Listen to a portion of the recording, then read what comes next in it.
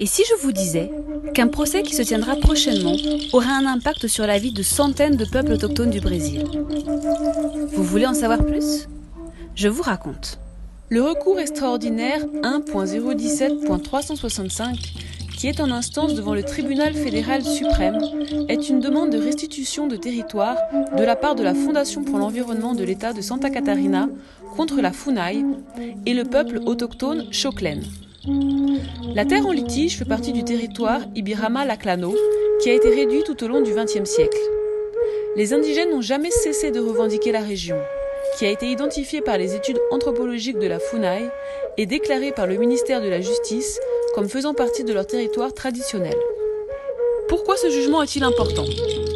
Dans une décision publiée le 11 avril, l'Assemblée plénière du tribunal fédéral suprême a unanimement reconnu la répercussion générale de ce jugement.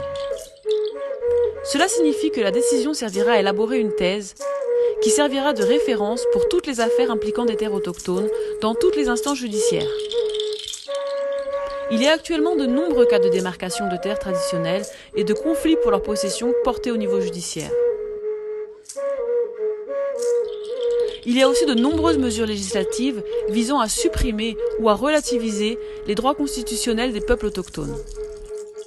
En admettant la répercussion générale, la Cour suprême admet également la nécessité d'une définition à ce sujet. Quel est l'enjeu ? En définitif, ce qui est en jeu est la reconnaissance ou la négation du droit le plus fondamental des peuples autochtones, le droit à la terre. En résumé, deux thèses principales sont actuellement en litige. La Constitution fédérale de 1988, fondée sur la thèse de l'indigénato, qui garantit aux peuples autochtones les droits originels sur les terres qu'ils occupent traditionnellement. Et, d'autre part, une interprétation basée sur un marqueur temporel, la thèse du fait, selon laquelle les peuples n'auraient le droit de démarquer que les terres qui étaient en leur possession le 5 octobre 1988 ou qui faisaient l'objet d'un différend physique ou judiciaire à cette époque.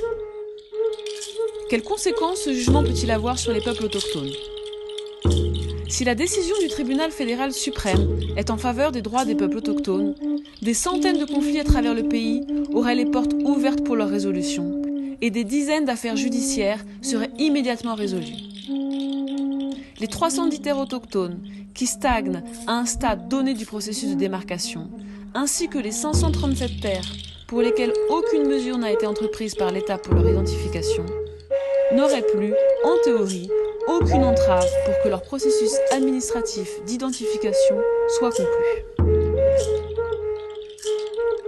D'autre part, si le tribunal fédéral suprême opte pour la thèse anti-autochtone, elle légalisera éventuellement l'usurpation et les violations passées à l'encontre des peuples autochtones.